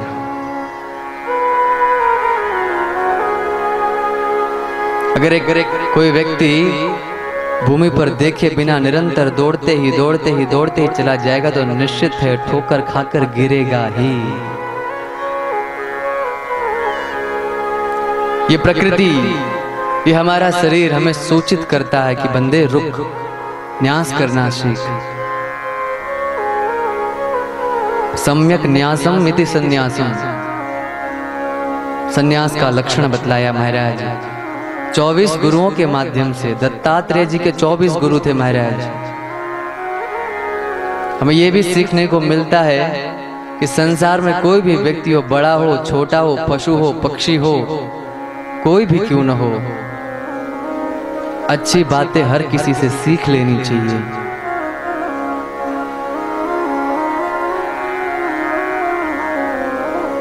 उद्धव जी को भगवान श्री कृष्ण ने यदु और दत्तात्रेय जी के इस संवाद को सुनाया है। हमें भी इन 24 गुरुओं से कुछ न कुछ सीखने का प्रयास करना चाहिए। कौन कौन से गुरु हैं? पृथ्वी वायुराकाश। सारंग महाराज, सारंग। बोले कृष्ण कन्हैया लाल की जय हो। पृथिवी वायुराकाश मापोऽग्निश्चन्द्रमा रविः कपोतो अजगरः सिन्धु पतंगो मधुकृद्गजः मधुहा हरिणो मीनः पिंगला कुररोर्भकः कुमारी सरकृत्सर्प वर्णनाभिसुबे सकृत। 24 गुरु बतलाए महाराज, व्यक्ति को सबसे पहले स्वयं से सीखना चाहिए। हमारा शरीर 5 तत्वों से बना हुआ है, पृथ्वी जल वायु आकाश वगैरह। सबसे पहले पृथ्वी से सीखा। पृथ्वी का एक नाम है धरा। पृथ्वी माता से क्या सीखा? ये सीखा कि धैर्य धारण करना सीखो। हम लोगों को देखिए ना, हमें अन्न कहां से प्राप्त होता है? पृथ्वी से प्राप्त होता है। हम झगड़े दंगे कुकृत्य कहां पर करते हैं? पृथ्वी के ऊपर करते हैं। हमें वस्त्र कहां से प्राप्त होता है? पृथ्वी माता से प्राप्त होता है। जल कहां से प्राप्त होता है? पृथ्वी से प्राप्त होता है।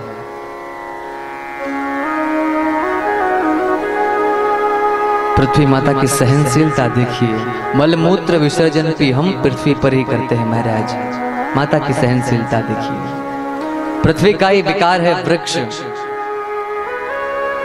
वृक्ष कबहु नहीं फल भके, नदी न संचय नीर, परमार्थ के कारणे साधुन धरा शरीर।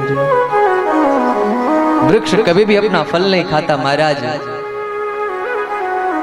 छांव भी किसी और को देता है, फल भी किसी और को देता है महाराज। एक सुंदर सी कथा आती है। एक बार एक महाराज अपने सैनिकों के साथ संपूर्ण परिकर के साथ कहीं पर जा रहे थे।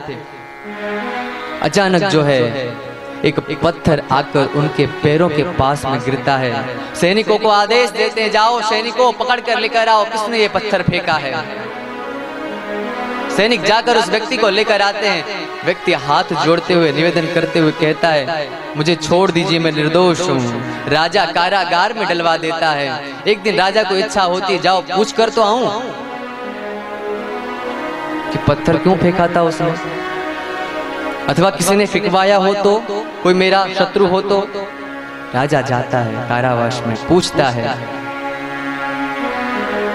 तूने पत्थर क्यों फेंका था मुझ पर?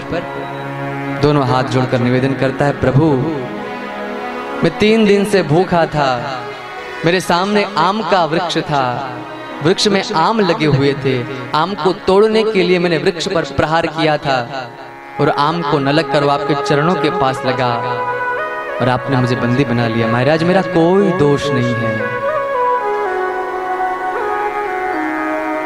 तब राजा का दिमाग जो है ना वो खुला।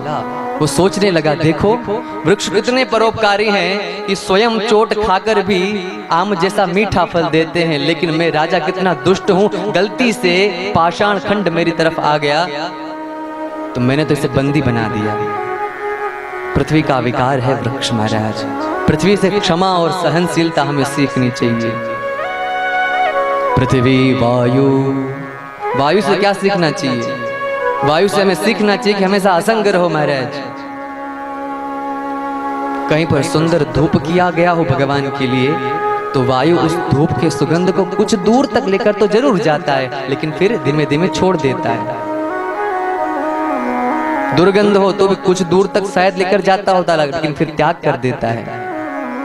असंग रहना सीखो वायु से।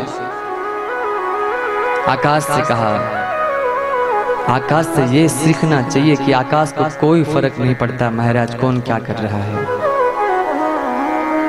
कोई ये सोचे कि मैं जल पर फेंकूं और आकाश भीग जाए, संभव नहीं है। कोई एक सोचे मैं एक भाला मारूं आकाश को और आकाश 2 भाग में हो जाए, ये भी संभव नहीं है। किसी भी प्रकार के द्वंद्व से विमुक्त रहो। पृथ्वी वायु आकाश आपः। जल से क्या सीखने को मिला? जल से सीखने को मिला सदैव निर्मल बनो महाराज। हाथ गंदे हैं, जल से धो लोगे तो क्या होगा, साफ हो जाएंगे। और प्यास को मिटाते हैं। जल का बड़ा महत्व बताया महाराज। निर्मल है, पवित्र है, तृषा को शांत करता है। अग्नि से भी सीखने को मिला महाराज। आग जल रही है, उस पर कुछ भी रखिए, सबको भस्मीभूत कर देगा। किसी भी प्रकार का द्वेष नहीं, किसी भी प्रकार का अंतर नहीं है। कोई भी वस्तु हो जलकर खाक हो जाएगी। क्या सीखने को मिलता है? संसार में हर किसी का शायद संग तो कर लो, लेकिन सबको एक समान समझो।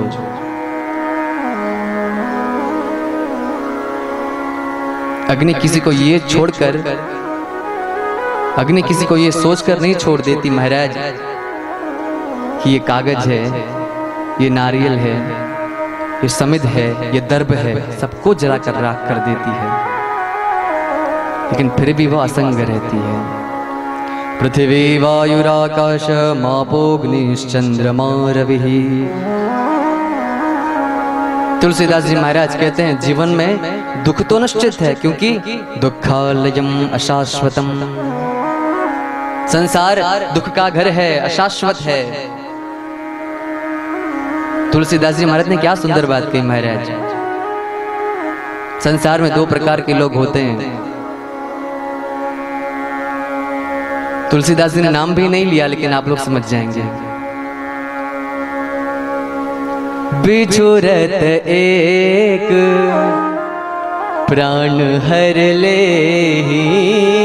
बिछुरत एक प्राण हर ले, बिछुरत एक प्राण हर ले, मिलत एक दुख दारुण देहि, मिलत एक दुख दारुण देहि। महाराज संसार में दो प्रकार के लोग हैं। संसार में दुख तो निश्चित है, लेकिन जब एक व्यक्ति छोड़कर जाता है ना, तो ऐसा लगता है मानो जैसे वो व्यक्ति नहीं छोड़ के जा रहा, वो प्राण हमारे लेकर जा रहा है। और दूसरा व्यक्ति किस प्रकार का होता है? मिलत दुख दारुण देहि। महाराज जैसे ही मिलता है महान दुख की प्राप्ति, तो चंद्रमा से ये सीखो महाराज, चंद्रमा की तरह शीतल बनो। जिसके पास भी तुम जाओ ना, तो उसको आनंद आना चाहिए। महाराज क्या सुंदर व्यक्तित्व था। चंद्रमा की तरह शीतल निर्मल बनो महाराज। सूर्य से सीखा महाराज। सातवां गुरु बनाया है सूर्य भगवान को। सूर्य भगवान से सीखा कि चाहे वो तालाब हो, चाहे नदी हो, चाहे समुद्र हो, सभी से कुछ न कुछ ग्रहण करो, लेकिन ऐसे ग्रहण करो कि पता ही न चले। लेकिन जब वर्षा ऋतु आए, मंद मंद फुहार जब पृथ्वी पर गिरे, तब किसान प्रसन्न हो जाए, तब हर एक व्यक्ति गांव का प्रफुल्लित हो जाए महाराज। सूर्य भगवान से सीखा। पृथ्वी वायुराकाश मापोग्निश्चंद्रमा रविः कपोतो। कपोत अर्थात कबूतर। कबूतर से क्या सीखा महाराज? एक बार की बात है, कबूतर जो है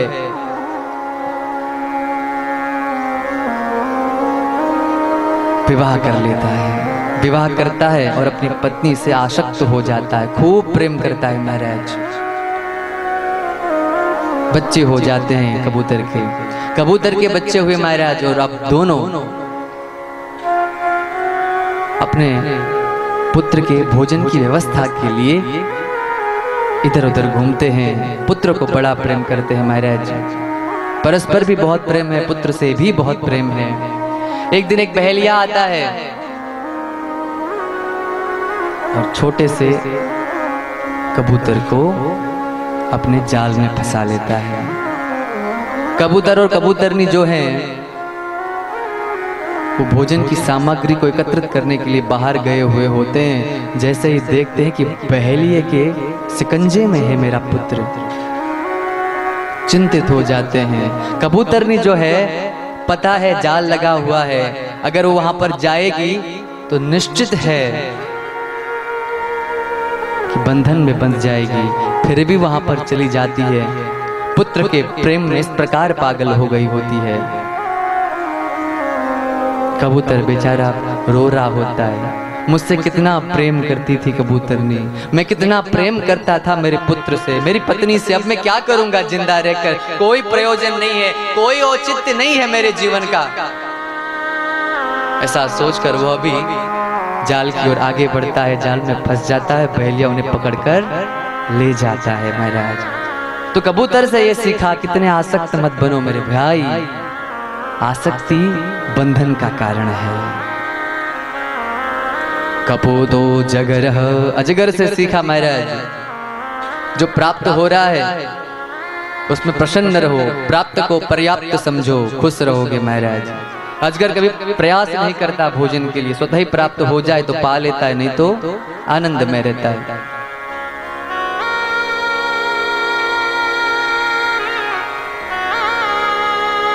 अजगर से सीखा महाराज, संसार में भगवान ने सबके लिए कुछ न कुछ व्यवस्थाएं दी हैं। रहने के लिए पर्वत गुफाएं दी हैं, पीने के लिए पर्वतों में सुंदर झरने बनाए हैं, खाने के लिए पर्वतों में वृक्ष में फल है। प्रकृति जो दे उसमें संतुष्ट रहना सीखिए महाराज।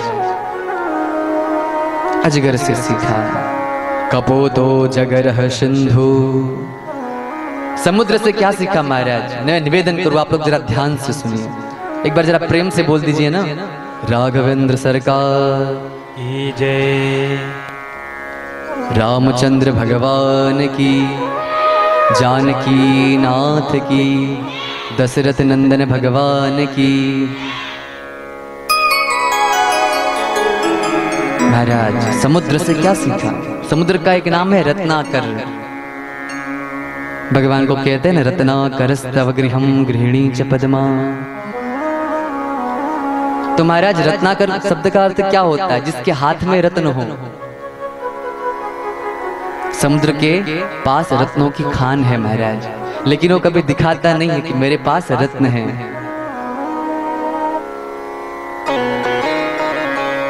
सब कुछ छुपा के रखा हुआ है अपने अंदर। और महाराज एक और बात मैं निवेदित करूं, चाहे कितनी भी बरसात हो जाए, कितनी भी नदियां बाढ़ से प्रभावित होकर समुद्र के पास आकर मिल जाएं, लेकिन कभी ऐसा हुआ कि समुद्र अपने स्थान को छोड़कर आगे आया हुआ हो? समुद्र से सुंदर बात सीखी कि गुणों को अपने अंदर रखिए महाराज, गुणवान बनिए। कपोदो जगरह सिंधु पतंगो, महाराज जो पंच तन्मात्राएं हैं, शब्द रूप रस गंध स्पर्श, आपको पता ही होगा महाराज कि प्रकाश और ज्योति की ओर जो पतंग होता है वो आकर्षित होता है, और जैसे ही उस ज्योति के पास जाता है वैसे ही पतंग जो है वो भस्मीभूत हो जाता है। तो महाराज विडंबना है महाराज कि लोग जानते हैं फिर भी पश्यन् अपि न पश्यति।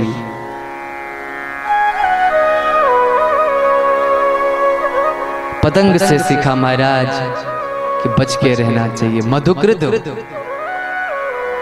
मधुमक्खी से भी सीखा है। गजह, हाथी से भी सीखा है। हाथी से क्या सीखा महाराज? एक सुंदर कथा आती है। एक बहेलिया होता है, वो गड्ढा खोदता है, ऊपर जो है तृण वगैरह आच्छादित कर देता है, और उसके ऊपर एक लकड़ी की हथेनी तैयार करके रख देता है, और हथेनी जी जो है उसके आकर्षण में आकर वह जो है गड्ढे में गिर जाता है। गड्ढे में गिर जाता है, फिर स्पर्श लोभ महाराज। बोले वृंदावन बिहारी लाल की जय। पृथ्वी वायुराकाश मापोग्निश्चंद्रमा रविः, कपोतो जगरः सिंधो पतंगो मधुकृत गजः, मधुहा हरिणो मीनः पिंगला कुररोर्भकः, कुमारी सरकृत सर्प पूर्णनाभिषुपेशकृत पृथ्वी जल इत्यादि पंच तत्व, दिवाकर, निशानाथ, समुद्र, यहाँ तक कि एक वैश्या से भी शिखा है। आशा ही परमं दुखम नैराश्यम परमं सुखम। महाराज शब्द रूप रस गंध, हाथी से स्पर्श को, मधुमक्खी से रस को, मछली गंध, इस प्रकार पंच तन्मात्राओं के आवेश में आकर, संस्पर्श में आकर, किस प्रकार हाथी, मछली, हिरण स्वयं को नष्ट कर देते हैं। क्या सुंदर उपदेश दिया है महाराज। 24 गुरुओं का सुंदर उपदेश दिया। 25वां गुरु स्वयं को माना, देहो गुरुर्मम, मेरा शरीर भी मेरा गुरु है महाराज। प्रतिपल बदल रहा है। भगवान ने अणिमादि सिद्धियों का वर्णन किया है। उद्धव जी ने जो जो प्रश्न किए उनका उत्तर दिया है। भगवान ने बद्रीनाथ जाने का आदेश दिया है उद्धव जी को। एलगीतम भिक्षुगीतम का सुंदर वर्णन आता है। यदुवंशी प्रभास क्षेत्र में आते हैं। सत्कर्म करने के पश्चात मदिरा पान किया है। भगवान की माया का प्रभाव, आपस में लड़ने लगे हैं 56 करोड़ यदुवंशी और काल के गाल में समा गए हैं। बलदाऊ महाराज जी शेष के रूप में परिणित हो जाते हैं। भगवान वृक्ष के छांव में बैठे हैं। तीर मारता है। भगवान धाम में जाने की तैयारी कर लिए होते हैं। सारथी को बुलाते हैं। दारुक, आज से 7वें दिन द्वारिका समुद्र में विलीन हो जाएगी। जो बचे कुचे लोग हैं उनको लेकर जाओ। उपदेश दिया है। जिस प्रकार आकाश में बिजली चमकती है और तुरंत गायब हो जाती है, उसी प्रकार भगवान का वो श्याम सांवला सुंदर सा स्वरूप एक एक क्षण में विलीन हो गया है महाराज। स्वकीयं यद् भवेत् तेज तच्च भागवते दधात्। भगवान ने अपना दिव्य स्वरूप जो है वो भागवत में रख दिया है। इसीलिए तो तेनेयं वाग्मयी मूर्ति प्रत्यक्षा वर्तते हरे। भगवान ने अपना दिव्य रूप शब्दमय बनाकर भागवत जी में रख दिया है। इसीलिए हम भागवत जी का बार बार अनुष्ठान करते हैं, पारायण करते हैं, श्रवण करते हैं महाराज। आश्रय 12 स्कंध, 6 अध्यायों में कलयुग का वर्णन किया गया। 4,32,000 वर्षों का है कलयुग और अभी 5,000 से अधिक वर्ष बीत चुके हैं। बताया कि सब लोग जो है ना वो भ्रष्ट हो जाएंगे।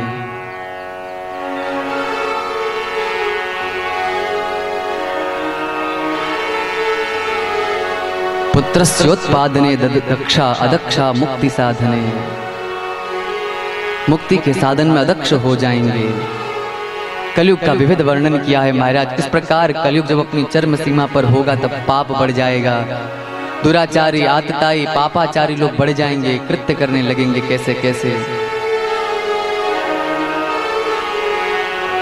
समय आ गया गंगा जी का वो सुंदर सा तट, जहाँ जय घोष, नमः नमः के घोष होते थे महाराज। वहां पर आज विश्राम का दिवस है। गंगा जी के तट में कलकल कलकल करलोल करती हुई गंगा जी बह रही हैं। आज वृक्ष के पत्ते भी शांत हो गए हैं। सर सर करते हुए वायु प्रसरित हो रही है। सुखदेव जी ने कहा परीक्षित जी को, तुम तु राजन मरिष्येति पशु बुद्धि इमाम जही। तू मरेगा, इस पशु बुद्धि का त्याग कर दे। जिस प्रकार घड़ा न होने पर भी पहले आकाश होता है, घड़ा बनता है तो घटाकाश हो जाता है। कोई डंडे से मारता है तो घड़ा वापस टूट जाता है। घटाकाश फिर महाआकाश में परिवर्तित हो जाता है। इसी प्रकार ये शरीर है। सुंदर वर्णन किया है। परीक्षित जी दोनों हाथ को जोड़ते और कहते हैं, सिद्धोष्मी अनुगृहीतोष्मी।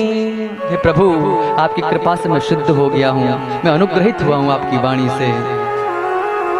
सुखदेव जी आशीर्वाद देकर वहां से गमन करते हैं। परीक्षित जी महाराज ब्रह्म में अपने आप को समाहित कर देते हैं। तक्षक नाग आए उससे पूर्व ही वह भगवान चरण में विलीन हो जाते हैं। तक्षक नाग आता है, परीक्षित को ग्रसित करता है। परीक्षित जी महाराज भस्मीभूत हो जाते हैं, लेकिन भस्मीभूत हो उससे पूर्व ही परीक्षित जी महाराज भगवान के चरण कमलों में आश्रय प्राप्त कर लेते हैं। निरोधो मुक्तिराश्रयः। आकाश में देवता आते हैं, पुष्प वृष्टि करते रहते हैं। बोले परीक्षित जी महाराज की जय हो। इस प्रकार 18,000 श्लोक, 335 अध्याय और 12 स्कंद युक्त श्रीमद् भागवत यहाँ पर विराम प्राप्त करता है। अंतिम श्लोक हम साथ में गायन करेंगे। नाम संकीर्तनम यस्य सर्व पाप प्रणाशनम प्रणामो दुख समन तम नमामि हरिं परम तम नमामि हरिं परम।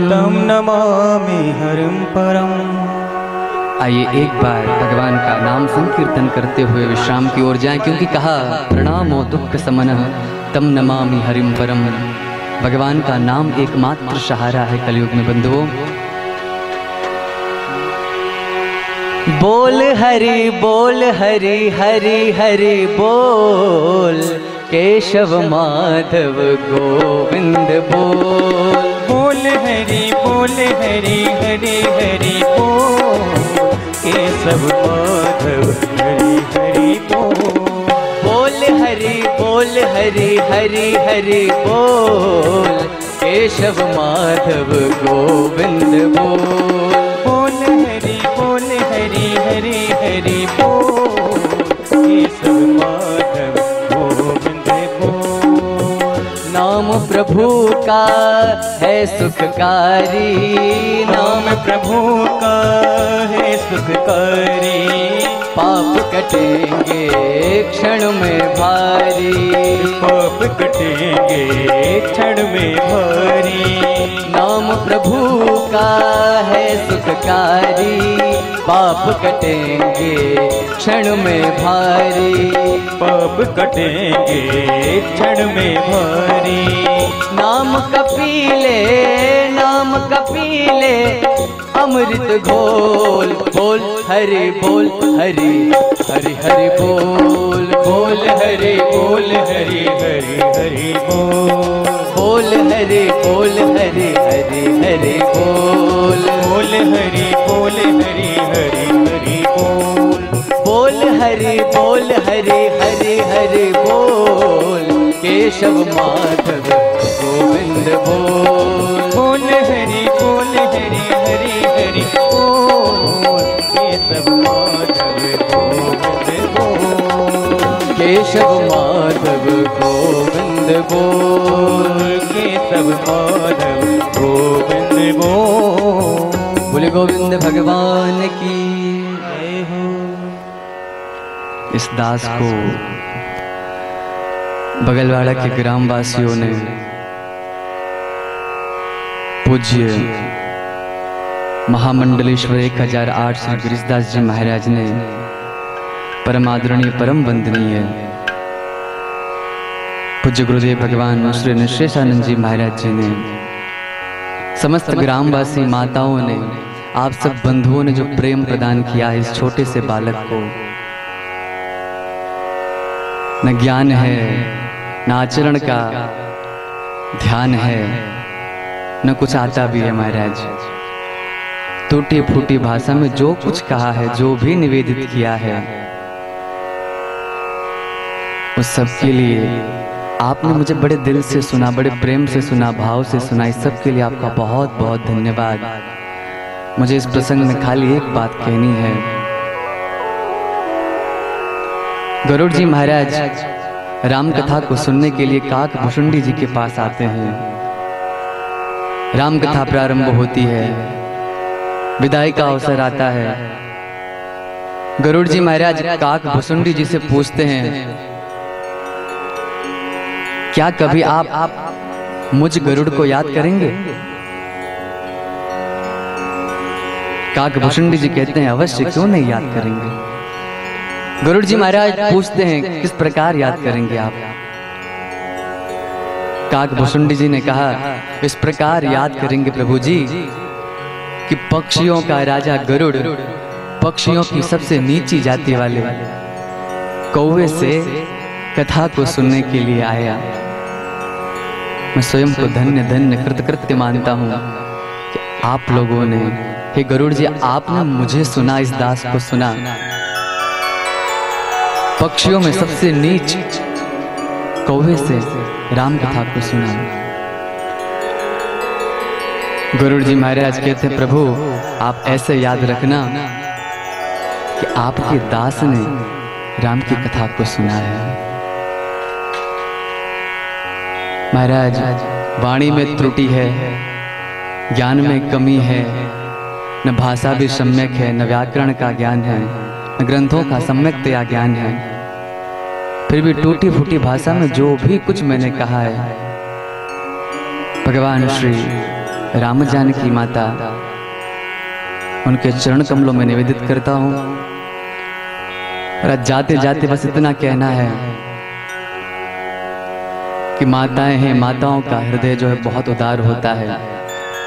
इस बालक को उसकी हर एक त्रुटि के लिए क्षमा करें। और अवसर प्राप्त हुआ, आप सब लोगों की इच्छा हुई, हरि की इच्छा हुई, तो पुनः इस बगलवाड़ा के पावन नर्मदा के तटीय क्षेत्र में आकर हरि का गुणगान करने का अवसर प्राप्त होगा।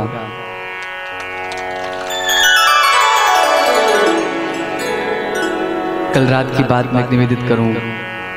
ग्रंथ का अध्ययन करने के पश्चात जब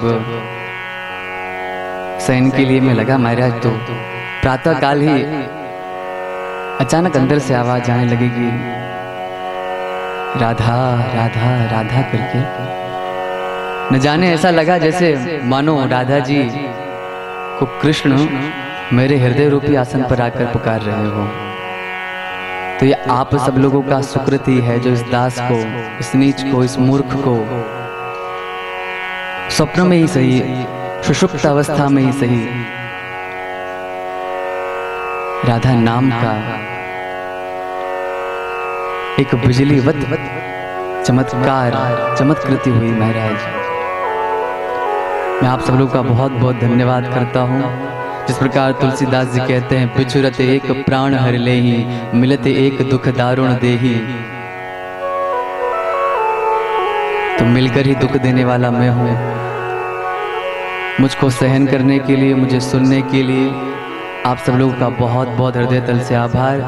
पूज्य महाराज श्री गिरीश दास जी महाराज, पूज्य निश्चेशानंद जी महाराज, आदरणीय अमलात्मा विमलात्मा महात्मा योगेंद्र मुनिंद्र श्री ब्रह्मचारी जी महाराज, समस्त विप्रवृंद, समस्त गंधर्वगण, टेक्नोलॉजी के माध्यम से सेवा प्रदान कर रहे साउंड वाले बंधु, कैमरा वाले बंधु, जितने भी लोगों ने यहाँ पर सेवा प्रदान की है, उन सब लोगों का कोटि कोटि आभार, धन्यवाद। और दास को क्षमा करना, क्योंकि दास ने कुछ भी प्राप्त नहीं किया है, सब कुछ आप लोगों से ही प्राप्त किया है। आइए एक बार हरिनाम संकीर्तन करते हुए बड़े प्रेम से एक बार भाव को व्यक्त करते हुए मीठी मीठी तालियों के साथ भगवान का नाम लेकर विश्राम करते हैं। काली कमली वाला मेरा यार है, काली कमली वाला मेरा यार है, मेरे मन का मोहन तू दिलदार है। काली कमली वाला मेरा यार है, मेरे मन का मोहन तू दिलदार है। काली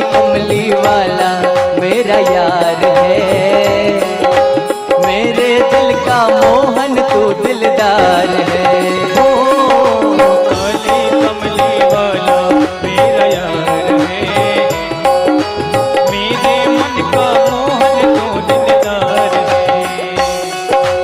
मनमोहन में तेरा दीवाना, गाऊं बस अब यही तराना, गाऊं बस अब यही तराना, गाऊं बस अब यही तराना। मनमोहन में तेरा दीवाना, गाऊं बस अब यही तराना। श्याम सलोने तू मेरा दिलदार है, मेरे मन का मोहन तू दिलदार है। श्याम सलोने तू मेरा दिलदार है, मेरे मन का मोहन तू दिलदार है। काली कमली वाला मेरा यार है, मेरे मन का मोहन तू दिलदार है। काली कमली वाला मेरा यार है, मेरे मन का मोहन तू दिलदार है।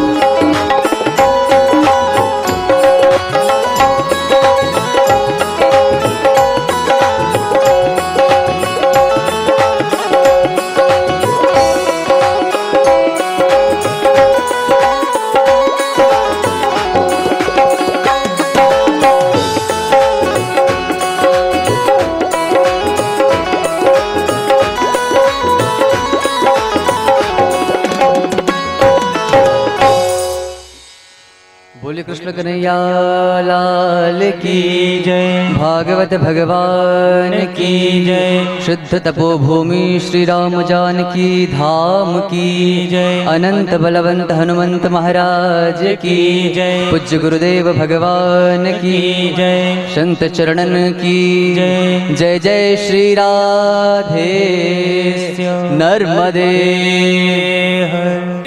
कुंज बिहारी की गिरधर कृष्ण मुरारी की आरती, कुंज बिहारी की गिरधर कृष्ण मुरारी की आरती, कुंज बिहारी गले में बजती माला, गले में बजती माला, बजावे मुरली मधुर बाला, बजावे मुरली मधुर बाला। श्रवण में कुंडल झलकाला, श्रवण में कुंडल झलकाला। श्री आनंद कंद नंद के नंद, मोहन व्रज चंद राधिका रमण बिहारी की श्री गिरधर कृष्ण मुरारी की आरती, कुंज बिहारी की श्री गिरधर कृष्ण मुरारी की आरती, कुंज बिहारी की श्री गिरधर कृष्ण कुमारी की। गगन सम अंग कांति काली, गगन सम अंग कांति काली, राधिका चमक रही आली, राधिका चमक रही आली। नतन में ठाड़े बनमाली, नतन में ठाड़े बनमाली। भ्रमर से अलग कस्तूरी तिलक, चंद्र से झलक ललित छवि श्यामा प्यारी की श्री गिरधर कृष्ण मुरारी की आरती, कुंज बिहारी की श्री गिरधर कृष्ण मुरारी की आरती, कुंज बिहारी की श्री गिरधर कृष्ण मुरारी की। कनकमय मोर मुकुट बिलते, कनकमय मोर मुकुट बिलते, देवता दर्शन को तरते, देवता दर्शन को तरते। गगन सो तुमन रास बरते, गगन सो तुमन रास बरते। बचे मोर संग मधुर मेरे संग, ग्वाल के संग अतुल रति गोप कुमारी की श्री गिरधर कृष्ण मुरारी की आरती, कुंज बिहारी की श्री गिरधर कृष्ण मुरारी की आरती, कुंज बिहारी की श्री गिरधर कृष्ण मुरारी की। जहाँ ते प्रगट भई गंगा, जहाँ ते प्रगट भई गंगा, कलश कलिहारण से गंगा, कलश कलिहारण से गंगा। मरण ते होत मोह भंगा, मरण ते होत मोह भंगा। बसी से बसीस जटा के बीच, हरे अग बीच चरण छवि श्री बनवारी की श्री गिरधर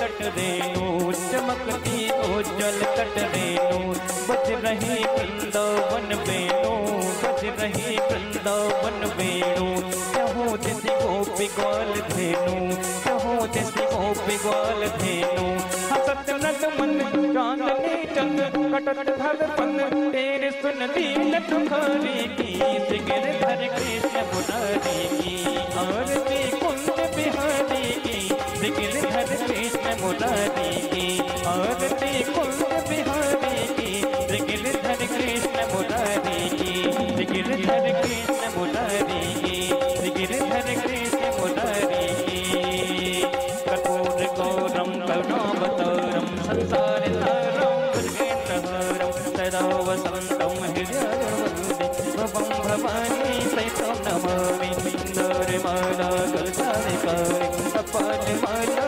कृतशेखराय दिव्यंबराय षड्गंबराय नमः शिवाय नमः शिवाय त्वमेव माता च पिता त्वमेव बन्धो च सखा त्वमेव विद्या द्रविणं त्वमेव सर्वं मम देवदेव हरे राम राम राम हरे हरे हरे कृष्णा कृष्ण कृष्ण हरे हरे घट घट वंश